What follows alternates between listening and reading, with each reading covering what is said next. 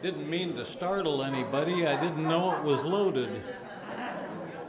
Going to invite you to stand and join in singing our opening song this morning. Morning Hymn, it's called. And you have actually heard it, although you may not remember it. We did it a few times while we were doing sermons or services remotely. So Lisa is going to play it through once, just one verse, and then we'll join in singing it.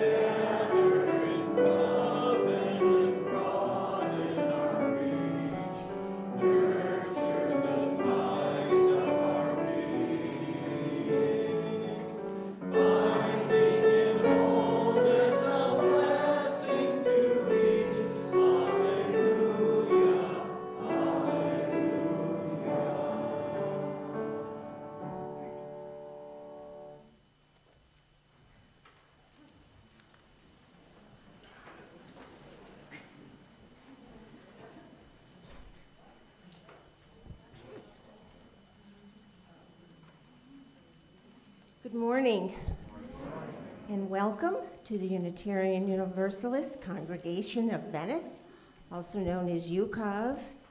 I'm Serena Canarelli, a member of the Board of Trustees here at UCOV, where we strive to be the beacon of liberal religion on Florida's Suncoast. We are, as stated in our mission statement, a welcoming, caring community for those seeking spiritual growth, meaning in life, and pursuing justice for all. Whoever you love, your gender expression, your political affiliation, or religious belief, whether you're tall or short, have hair or not,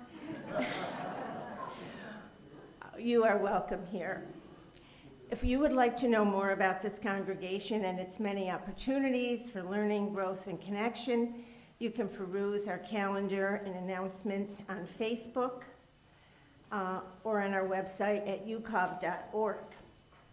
COVID has hit many nonprofits, including churches, very hard during the pandemic. If you're going to our website, please consider clicking the donate button there and giving as generously as you are able. If you are watching on YouTube today, welcome. And please remember to like this video by hitting the thumbs up icon and leave us a note in the comment section and click on the subscribe button. Is there anyone here who has never been here before? This is your first visit? No, not today. No, yes. Would you mind standing and tell us who you are and where you're from? Diana, and I'm from Maryland, and I'm Janet Newton's sister. Oh, welcome. Welcome. Thank you. Are there any Northerners who are just making their way back? I think everybody's here now. Okay, great. Well, we have some important announcements this morning. Dave, are you going to be passing the baskets? Okay. I do Everybody should have received this, and I'm not going to go through and read them all today because we are still in the midst of our pledge campaign, and we will be having an additional pledge conversation briefly. But I do want to mention a couple of events that are coming up. On Tuesday, February 22nd, this Tuesday, here at UCOV, Songs of Bernstein and Sondheim musical review will be held. 6 retired professionals, singers will entertain us. All are invited. There is an admission fee at the door of $10, and one of our members, Dawn, she usually sits there, she is, Dawn Spitz will be performing. I want to mention something about an event that's coming up on March 6th. We thought we'd give you advance notice because March 6th is going to be a very busy Sunday here. It will be the first Sunday that our second contract minister will be here for the month of March. And we will be having a congregational conversation after the service. Specifically about the new search process and for settled minister, and we want to tell you about moving into the second phase. We're still in the interim minister phase, of course, but we can start proceeding to the second phase. And that is giving you some information about the process of searching for the new minister. In the February UU Connection, UCOV Connection, we announced the formation of the UCOV Community Forum, a new educational opportunity for UCOV members and eventually, we hope, the Venice community. The mission of the forum team is providing a safe place for UCOV members in the Venice community to learn and to discuss topics of importance which stimulate thought, expand our perspective, and search for understanding. The members of the Community Forum team are pleased to invite you to our initial forum presentation, a very powerful moving film, Capernaum, which stands for A Place in Chaos. It is also the name of a village, I believe, somewhere in the Middle East. That film won a jury prize at the 2018 Cannes Festival. It's been called a stunning filmmaking miracle not to be missed. It follows a little boy named Zan in desperate circumstances. The film also received a Golden Globe Award, and it was nominated for Best Foreign Language Film, but did not win, unfortunately. The boy sues his parents for giving him life in such a chaotic world. He is not only suing his parents, but he is suing the whole system. The event will be held, the movie will be held in the sanctuary on March 6th at 2 o'clock. So we have a congregational conversation after the service, and then everybody go out to lunch and come back at 2 o'clock and see this wonderful movie. I think it's just an outstanding film. The film is 2 hours, about 2 hours in length. So we will break for coffee halfway through, and the film will be shown from 2 to 4, and then we will have an open discussion following the film. I was going to give everyone a COVID update today, but we're still in the middle of our pledge campaign, and I want to give the opportunity for Richard Canarelli now to come up and talk a little bit about the pledge. Thank you.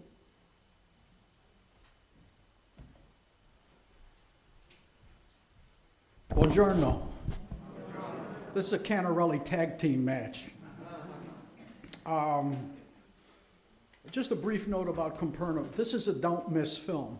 This is just a gut-wrenching, fabulous film, and I am not joking when I say that I have seen it 5 times. It's a movie that keeps coming back at you, and the Community Forum team thought it would be a good way to introduce you to the things that we are trying to do. But my job this morning is to talk to you about the pledge campaign. So my name, instead of Richard Canarelli, is going to be Thumbscrew Canarelli. Because I'm the last person, I think, that is going to be torturing you before the end of the pledge campaign about giving. Joel handed me a brief note about the number of pledges that came in. We are a congregation of about 230, and so far, since the beginning of the campaign 102 people have pledged. I'm going to put that aside for now and go into more prepared remarks, but I will get back to it. For the past few weeks, a number of people have come up and gave what I thought was just very eloquent and moving testimony about the reasons that they joined UCOV. And it reminded me of when my wife and I first joined in 2006, and we came up here and gave our testimony. But to date, nobody really has mentioned very much about how the money is going to be used or what the money has been used for. I don't have a lot of information about going forward, because when the money requests were made, people didn't say a lot about what they were going to do. But if you take a look around you, you can see. For example, these wires hanging from the ceiling, they are new. They cost a lot of money. The AV equipment that Tom and Ed and Jill are sitting behind cost many thousands of dollars. Not to mention the work and the time that Dick Smith and other people put to putting it all together. The sound equipment was put in because the minister and the AV team were not happy with the sound that was coming out, that was being projected. And in order to correct that, they felt that they would do something like this. And there are a lot of small things around. I mean, going back years, the solar panels that are on the roof cost thousands of dollars, and Bill Dowling and his crew worked very hard to put that in. Bringing it a little bit more up to date, something I'm a little bit more familiar with, when I requested money for the establishment of the community forum under the aegis of the RE program, I just asked for $500. But Sony Pictures Films charged us $150 just for the rights to show the film. A very small amount, but an example of the type of things that keep popping up. So as you write out your pledge, think about those types of things that keep happening. But that is not the essence of what I want to talk about. Kleber used to say, be brief. Don't buy that. I have never been brief, as my wife can attest to. But I want to share some things to you about what I think UCOV is all about. It's a congregation that cares about people. And there are many things that our members do on a routine basis that really form the heart and soul of what we are all about. I'm not going to get into a long list of what they are, because you run the risk of leaving somebody out. And there are so many things that go on that I would be doing a disservice to them. But I want to point out some of the more memorable ones. For example, let me mention the case of Barb Smith. Barb's not here today, but her husband gave me permission to mention her name. Barb literally adopted a member of the congregation who was a nursing home and would visit her regularly. And I mean regularly, like every other day. Was very unhappy at the care she was receiving, burst into the office of the administrator of the nursing home and had what I call a come to Jesus meeting with him. To correct the ways. She really cared about the care that the woman was receiving and fought for her in order to get her better care. That is very characteristic of a lot of people that belong to this congregation. A few years ago, our first minister set up a caring team to reach out to people who were having difficulty. We have a caring team now, led by Eileen Leapley and her group. They're the type of group that reaches out to somebody to offer help even before the people know they need help. They are really on the spot. They do it on a very, very regular basis, and I think that their activities are very representative of UCOV. But there is one that stands out in my mind more than anything else that I want to briefly share with you. I mentioned the caring team that our first minister set up. One of the members of that caring team had a heart attack and was in the hospital for a couple of weeks. And after several days, I received a phone call from someone that I'll call him Joe, had been helping. The member was very upset, said that he had heard that Joe had a heart attack, was worried about him. And I took the opportunity to ask him a few questions as to why, because I didn't know that he had been working with him. The member told me that he was suffering from a very severe depression that had been very long-standing, and said that he was even suicidal for a while. Joe had been visiting him and visiting him and visiting him and calling him for quite some time. And the man said to me very clearly, if it were not for him, I would not be alive.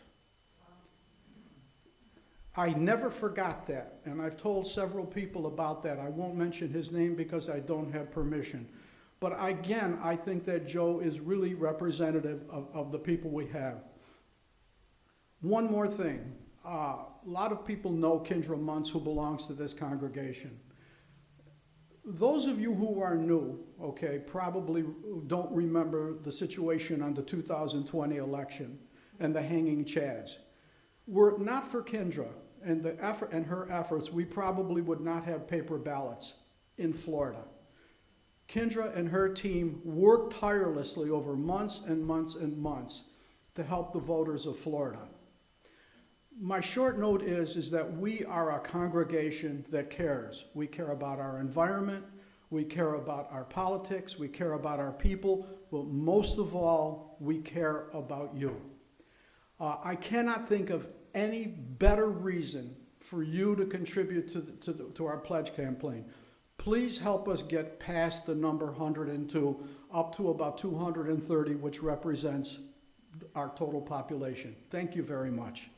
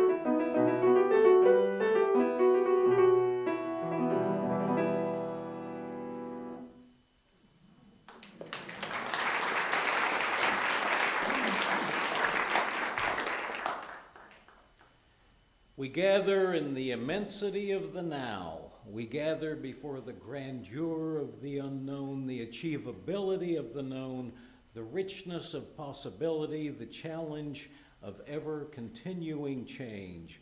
Let all hearts leap together into the seething, breathing, surging pool of life sublime in its complexity, and wonderful in the diversity of its beauty. Let us reflect and celebrate together. And we'll light the chalice.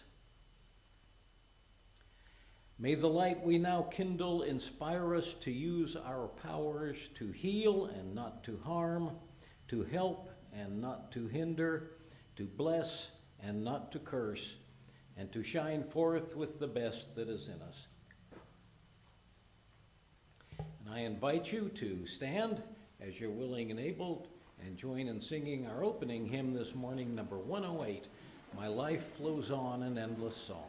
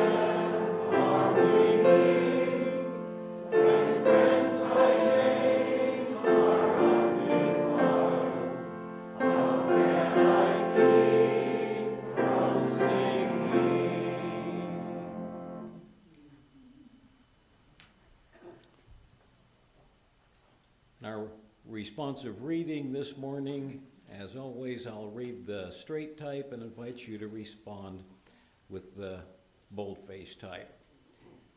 It is said that the monuments of this world pass quickly away. Kingdoms fall, cities fall, dust and forests reclaim their own. Let us be good and true to one another, for ideals outlive transient things. Let us give and share in the work of one another. So that long after our passing it might be said, they strive always for what they believed in. They lived according to the best that was in them.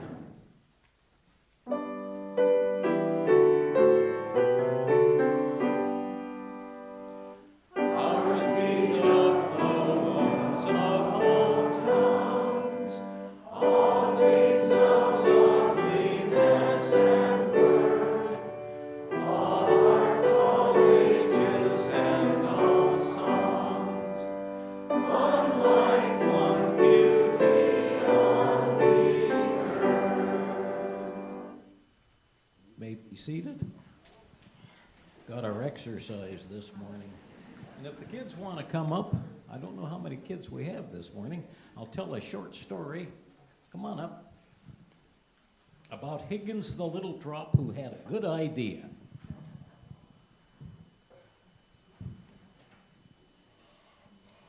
Yeah, it's kind of a tough, challenging place to sit, isn't it? Good morning. There once was a little drop of water named Higgins. And She lived in a time of drought. Do you know what a drought is? A time without lots of water, or like without any water? Yeah, without any water. It wasn't raining, and you know what? When it doesn't rain, the plants get all dried up and crinkled up, and the leaves droop, and the trees droop. And she was smart. She saw that. And as a little drop, she thought there was maybe something she could do about it. So she decided, she talked to all her other little friendly drops and said, well, you know, there's a bucket over there. Let's get in that bucket, all of us together, and a lot of drops. Then people can pour the water on the plants, and they'll feel better. And all the other drops kind of thought, I don't want to do that. We haven't done that before. It's kind of different and bad idea. And they kind of ignored her. And she thought, well, it's a good idea. It needs to be done. And even the other drops knew it needed to be done, right? So she got in the bucket. And the other drops started looking at her and thinking, well, it needs to be done and nobody else is doing it, so let's join Higgins. So they all joined Higgins in the bucket, tens and dozens of drops, and then a bunch of drops saw them and they got in other buckets, and then a big wind came along and swept all the drops up into the air, and it rained and the plants felt better, and the drought was ended, and it was a happy ending. And the moral is that if you have a good idea, maybe folks don't listen to you at first, but stay with it.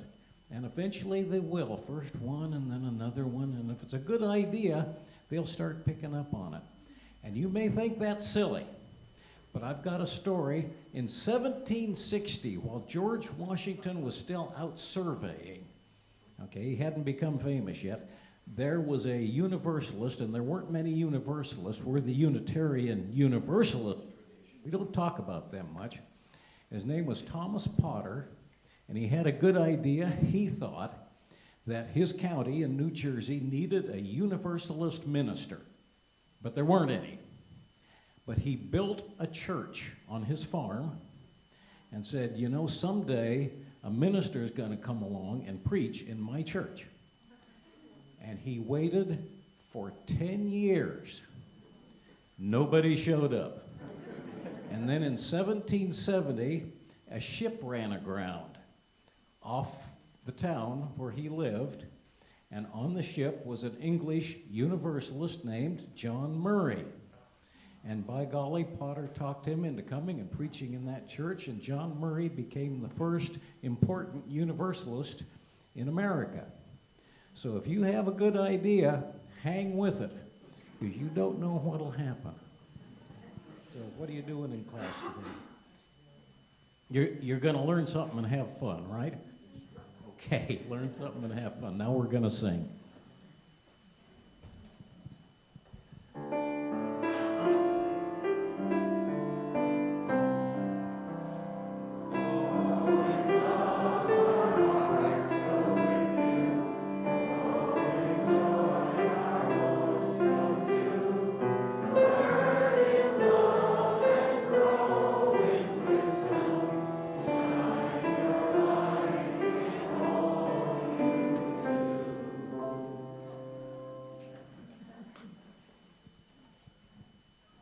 Exciting place. This is the time in our service when we share the trials and tribulations of our lives. So if you have a celebration or sorrow to sing this morning, I invite you to raise your hand and I'll bring the mic to you and we can share it together. Ooh. Hello, I'm Kim McHugh, and I was asked to make note to everybody that the Blue Lotus is tearing down their building this week. And there are 2 white picnic tables and benches in the back of Waters Hall that they've donated to the property, which is very good because the green team reconnected on Friday, and one of the first things we wanted to do was reincorporate the Meatless Mondays, but we didn't have enough room. There were more and more people showing up. We said we needed tables outside, and lo and behold, we have tables, and on March 7th at 5 o'clock, we will resume our Meatless Mondays. Thomas Potter would be proud. I'm Eileen Leapley. And I want to say that my dear husband Steve is having a birthday tomorrow. So make sure you say happy birthday to Steve after the service. Congratulations. Hi, I'm new to all of this. I'm just visiting. But I want to say, could sometime during this that we could say a prayer that the Russians do not elicit a war, you know? Thank you.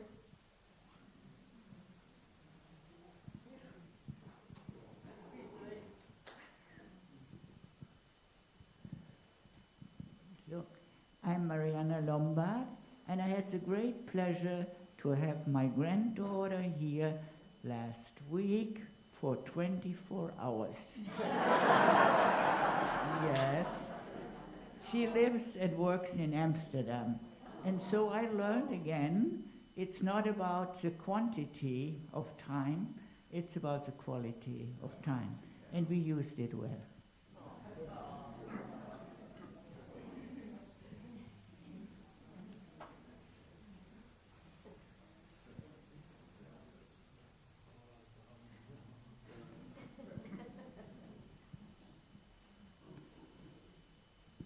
Hi, I'm Kendra. I just want to thank the great communications team here for getting all those good articles in the Gondolier.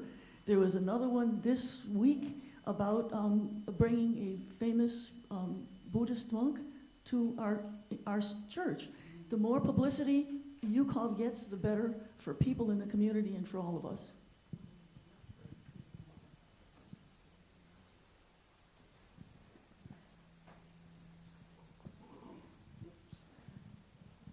I have a confession to make, and it emphasizes what I have known for 97 years. I'm really quite a dumb person. I have a check that bounced, and I have to tell you that the check that bounced was my donation to UCOG.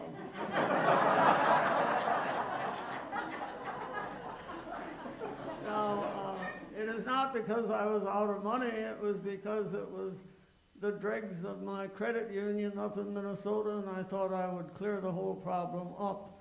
And it did not clear the whole problem up, believe me. But in time, UCOB will get some money, I'm sure.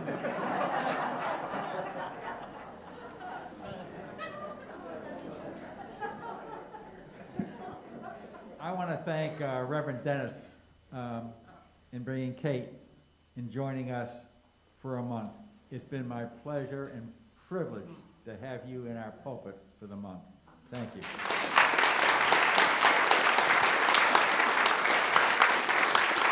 Mine also.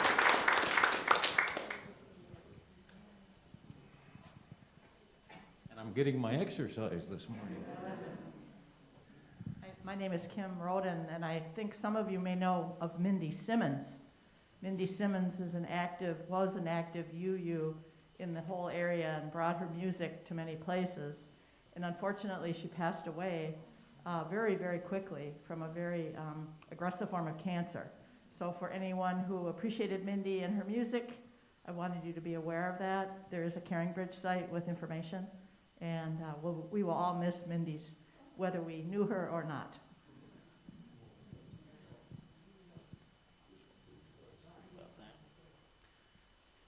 Do we have any sorrows to share this morning?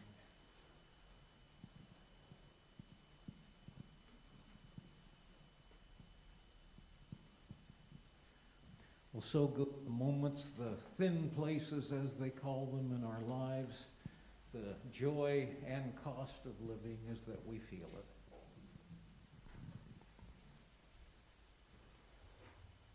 it. Whoa.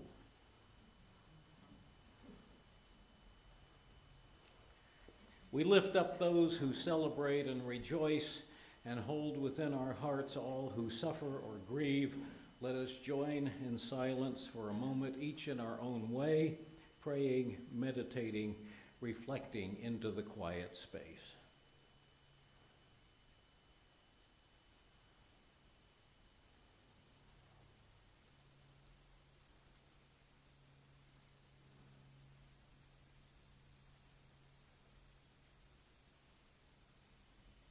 The hopes in this community are offered forth in the names of all those who have gone before, in the names of all those who will come after, in the names of all the helpers of humankind.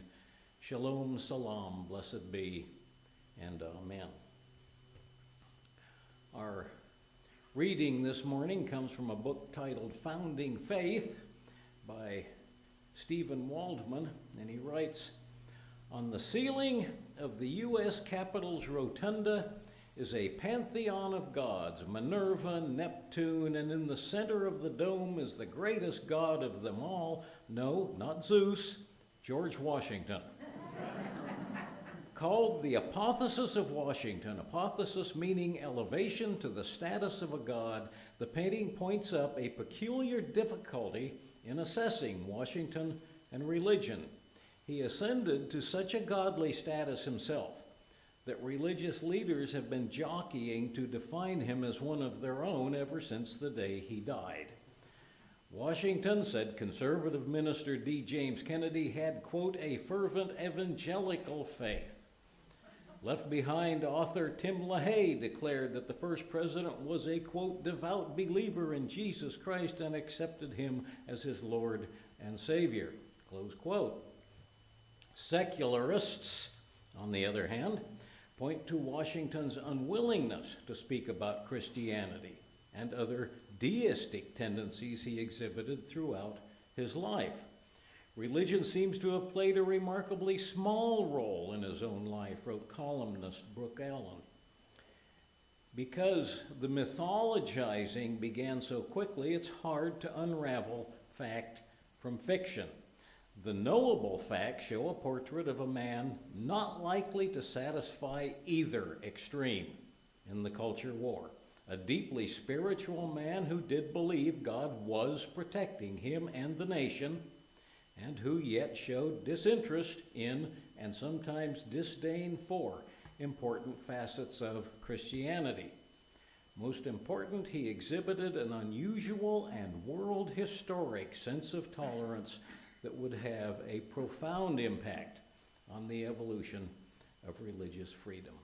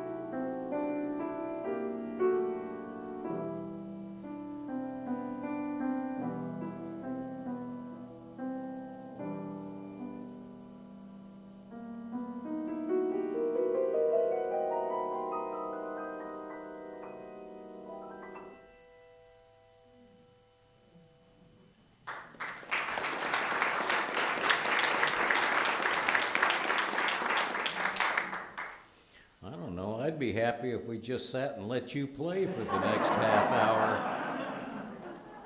However, I will talk. In the years leading up to the American Revolution, the Universalist side of our religious tradition was just getting started. The most important early Universalist was the Reverend John Murray, who was born in England in 1741. He grew up Calvinist and was terrified that he was not one of the elect. In other words, he believed he was predestined to go to hell no matter what he did. And then in his teens, he read a book by Methodist leader John Wesley, who preached that faith, reason, and the grace of God did allow salvation to anyone who believed and behaved. Understandably enough, Murray became Methodist. Then he came across another book titled Union by an obscure preacher named James Relly. Relly wrote that no just God would subject humans to eternal punishment for any reason. A sinful soul might be temporarily punished after death, but even the worst would ultimately be restored to divine grace. Now, for the record, this version of universalism is called restorationism, as opposed to ultra-universalism, which says that everyone goes to heaven as soon as they die. But I digress. Murray actually started out trying to argue against universalism, but he couldn't convince even himself that a just and loving God would cause people to suffer eternal misery. So he became a Universalist. That got him excommunicated from the Methodist Church. So in 1770, he booked passage on a ship planning to start all over again in the American colonies. Meanwhile, in a place called Cranberry Inlet, New Jersey, there was this elderly farmer named Thomas Potter that I told the kids about, who was engaged in a spiritual quest of his own. Potter grew up Baptist, then became a Quaker, but eventually he also became Universalist. Potter couldn't even read or write, but in 1760 he built a small church on his farm in faith that a Universalist preacher would someday come along to preach there. As I told the kids, 10 years passed, nobody showed up. Then in 1770, a ship ran aground on a sandbar off Cranberry Inlet, and who happened to be aboard but John Murray. Potter convinced Murray that he was the long-awaited minister, and America got our first prominent Universalist leader. Potter died a few years later, so Murray migrated again to Gloucester, Massachusetts this time. Some people there eagerly received his message, but Universalism deeply offended others. Without the threat of eternal punishment, many people thought the human race would just turn into a bunch of thieves and murderers. Universalists were therefore seen as bad people, and states passed laws denying them the right to hold office, serve on a jury, or even vote. Then came the American Revolution. From all over the colonies, patriots arrived to form what was soon being called the Continental Army. They laid siege to British-held Boston, and one brigade from the religiously freewheeling colony of Rhode Island thought enough of John Murray's preaching to make him their chaplain. That led to more trouble. Orthodox chaplains were dead set against any Universalist preaching to colonial troops. When the Continental Congress appointed George Washington to command the army, Orthodox chaplains lost no time petitioning to have Murray dismissed. The Rhode Islanders got wind of that and counter-petitioned that Murray be allowed to stay. So, in September 1775, General Washington issued his written decision, all one sentence of it. The Reverend Mr. John Murray is appointed chaplain to the Rhode Island regiments and is to be respected as such. Close quote. That wasn't the only person he stuck up for, but again, I digress. I actually love this story, from Mr. Potter's activist faith to George Washington's pithy endorsement of Rhode Island's chaplain. It tells us something important about religion in early America, and also about the religious thinking of George Washington. Because make no mistake, in 1775, the vast majority of colonists considered themselves Christian, and George Washington himself never claimed to be anything else. But it made a huge difference what kind of Christian you were and where. In New England, Calvinist Congregationalists controlled virtually every aspect of society. In Pennsylvania, Quakers pretty much ran things. The Calvinist Dutch Reformed Church was prominent in New York, while Anglicans, later known as Episcopalians, held sway in Virginia, and so on and on. Looking back 250 years, their religious differences may seem too trivial to worry about today. But at the time, people were willing to fight and throw one another in jail over them. Universalists were despised everywhere, and they were denied rights, which today we take for granted. In most places, Roman Catholics were also despised, not to mention, of course, Jews, and their rights were taken away as well. Nowadays, few people could even explain the difference between a Calvinist and a Baptist. But in 1775, Calvinist Congregationalism was the state-supported religion throughout New England, and everybody else had to pay taxes for the upkeep of congregational churches. And that went on after the Revolution, I might add. In Virginia, Baptist teachers were thrown into jail for preaching in public, but where Anglicans were powerful in Virginia, New Englanders looked down on them because the Anglican faith reminded Calvinists too much of the decadence of Old England. As for George Washington, Congress chose him to lead the army because he was well respected, he had military experience, and there were political reasons to give a leading role to a wealthy Virginian. But as military analysts have explained, Washington was only an average strategist. He let himself get outflanked and beaten by the British on Long Island. Then he made the same mistake again and got beaten again at Brandywine Creek in Pennsylvania. He did learn as he went along. He was a fast learner. But except for his daring Christmas attack on Trenton, Washington lost about as many battles as he won in the Revolution's early years, maybe more. But as we later learned in Vietnam, a weaker nation does not have to win battles to defeat a mighty occupying force. They merely have to keep resisting until the stronger nation can't afford the expense any longer. Washington didn't know it at the time, no one did. But to win, he only had to keep his army together and in the field. We didn't win the Revolution because Washington was a brilliant strategist. He wasn't. We won because he was such a great leader in other ways. We've had 250 years or close to it to analyze the Revolution. Washington only had the military wisdom of his day.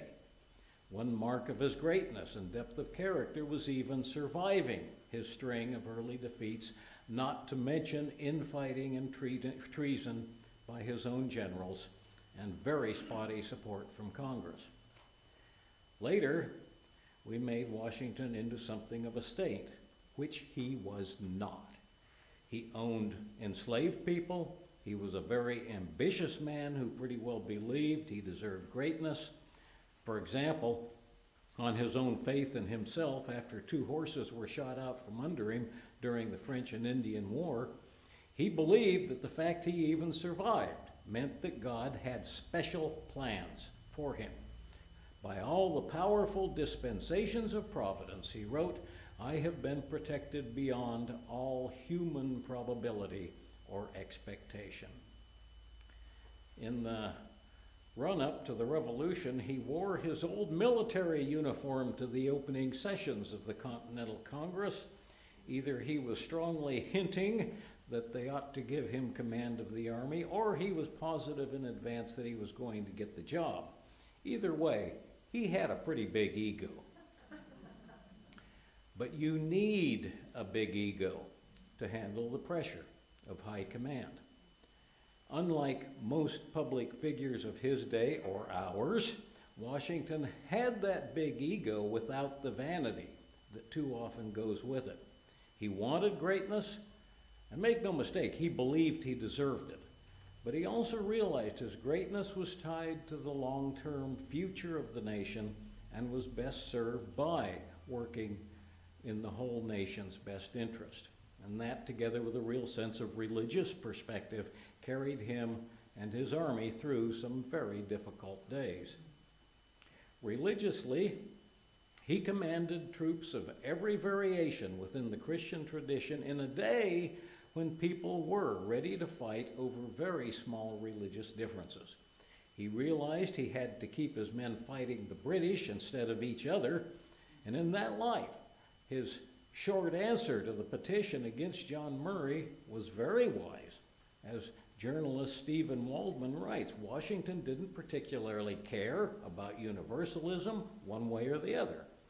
But for the sake of morale, soldiers had to be supported in their own religious beliefs. At the same time, Washington also realized Orthodox clergy would not like his decision, so he was careful not to say so much that he might push them across the line to their own revolt. In other words, he was wise enough to understand saying too much could cause just as much damage as saying too little. That's another quality I wish more modern politicians and pundits share. Religious prejudice was a constant headache for Washington. For example, most colonials hated Catholics almost as much as they hated Jews and Universalists. Only 3 colonies even allowed Catholics to vote, and many towns publicly burned an effigy of the Pope every November 5th. In the colonies, they called it Pope's Day. Of course, in England, it was Guy Fawkes Day. When England captured the province of Quebec from France in 1764, Parliament had passed what they called the Quebec Act, allowing Canadian Catholics to keep their religion. The English were not stupid. That was a terrible scandal to anti-Catholic American colonists. As one firebrand put it, the colonies had to fight now, or the next thing you know, England might even force Americans to convert to Catholicism. In the Continental Congress, some delegates even proposed that Catholics be prevented from serving in the army. Washington was one of relatively few national leaders who could see how self-defeating that kind of religious bigotry was. He knew that he needed every soldier he could get, no matter what that man's religion might be. About the time Washington refused to fire John Murray, he also ordered that Pope's Day be banned in the army, and he called it a, quote, ridiculous and childish custom. Even more daring, he told his officers that Catholic recruits were to be welcomed into the army. To their credit, Congress did see the wisdom of Washington's policies, and soon they flip-flopped. They even invited French Canadians to join the fight for independence and also began work, of course, on an alliance with Catholic France. Now, the Canadian Catholics never did join us, not least because the British treated Canadian Catholics better than Catholics were treated in the American colonies. We did, however, manage the crucial alliance with France, which also meant that Washington had to be able to get along with Catholic French military leaders. And if that didn't show the ultimate wisdom of his religious tolerance, I don't know what would. Washington kept that practical attitude toward religion throughout his career. Really, it was one key to winning independence in the first place. But all the same, religious leaders of every tradition wanted Washington on their side only, as they still do. Washington would be pressured by one religious expression and then another until the day he retired from public life. Just as one example, many years after the Revolution, as Washington was preparing to retire, a Reverend Samuel Miller complained that Washington had gone his whole life, quote, without one expression of distinctive belief or Christian hope. A Presbyterian minister, Ashbel Green, tried to enlist Washington's support against freethinker Thomas Paine, but Washington only wrote back that faith was important and toleration was important too. A colleague of Green's later wrote, quote, "The old fox was too cunning for us." Washington was not beloved by the doctrinaire of his day. And it wasn't that Washington didn't have his own religious beliefs. He did. As Waldman writes, quote, "He believed in an omnipotent and constantly intervening God." One reason that Washington wanted his troops to have chaplains was his belief that God would only grant victory to an upright and moral nation with an upright and moral army. Again and again, he wrote about his worries that wicked behavior by his soldiers might alienate divine support, no matter how just our cause was. Before the war, he had been a member of 3 different Anglican churches in Virginia, even serving in the vestry of one. And according to his diaries, he attended services about once a month. And one letter from a relative claims he sometimes took Holy Communion before the war started, but according to all other sources, he never did afterward. As a Reverend William White notes, that while Washington sometimes attended church as president, he would always leave before communion. And one minister chided Washington for this, after which Washington stayed away entirely on communion Sundays. And Washington later told a colleague that if he did start taking communion, it would seem too, quote, ostentatious a display of religious zeal, close quote. In the ongoing debate about the religion of our so-called founding fathers, it seems to me we could all do with a little Washingtonian restraint. It's certainly true that almost every citizen did consider themselves Christian in Washington's day, although a great many were non-practicing Christians.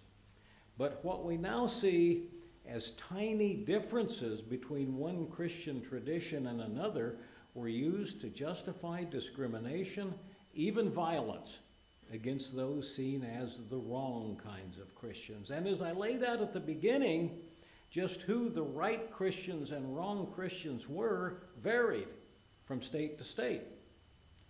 Universalists and Catholics were the wrong Christians discriminated against almost everywhere.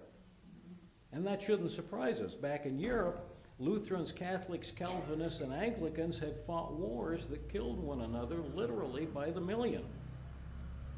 Now, I don't think any serious historian doubts that George Washington was a man of deep religious faith, or that he basically considered himself Christian. But like many of our other founding fathers, he was never a doctrinaire Christian. We are lucky that the framers of the Constitution, despite all their other weaknesses and mistakes, were wise enough to realize that the government would never be able to resolve the many differences between Christian traditions in the various colonies. When delegates gathered to write the Constitution, they elected Washington to preside over the process. And whether by intent or coincidence, the Constitution says pretty much the same thing about religion that Washington did, which is practically nothing. Except for the president's oath of office, everything in the Constitution does say about religion is about avoiding religious discrimination that might lead to conflict. We also need to remember nobody at the time considered the Constitution a perfect document. It was just the best the delegates could do under difficult circumstances, and of course it almost failed to get ratified by the states. Among its many imperfections, it denied women the right to vote, it denied non-whites the right to vote, it institutionalized slavery and set up conditions that led to the Civil War 3 generations later. Now, if the delegates couldn't foresee that, they certainly did not foresee the religiously and culturally diverse nation we have today. And in that sense, what some pundits call the original intent of the Constitution's framers has more to do with a return to 18th century white patriarchalism than it does anything about the framers' foresight. The framers couldn't even imagine America 3 generations later, let alone 2.5 centuries later. Like Washington, though, they did have the foresight to understand that conflict, even between the various strains of one religion, could be tremendously destructive. How much more destructive could be conflict between very different religions? In a real sense, the religious details of George Washington's life don't matter all that much. What does matter was his wisdom in realizing that religion is far too important and far too powerful a force for good or evil to become a political football. I truly wish more social and political leaders of our own day shared Washington's restraint. I hope for the sake of all of us that perhaps someday they will. Amen. May it be so. And I invite you to stand and close our service by singing hymn number 287, Faith of the Larger Liberty.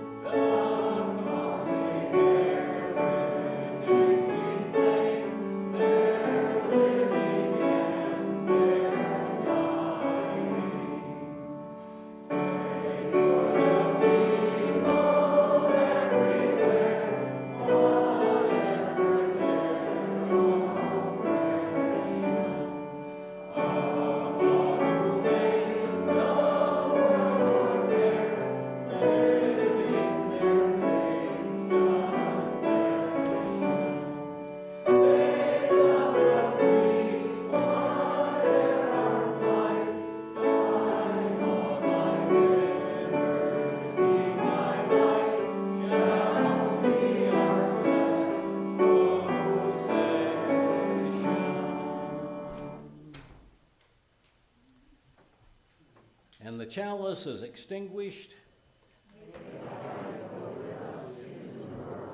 The blessing of truth be upon us, the power of love direct us and sustain us, and may the peace of this community preserve our going out and our coming in from this time forth until we meet again. As we go from this place, may the glow of love and enlightenment guide our way, and may the rhythm of our footsteps soothe and bless the earth, so long as we walk upon it.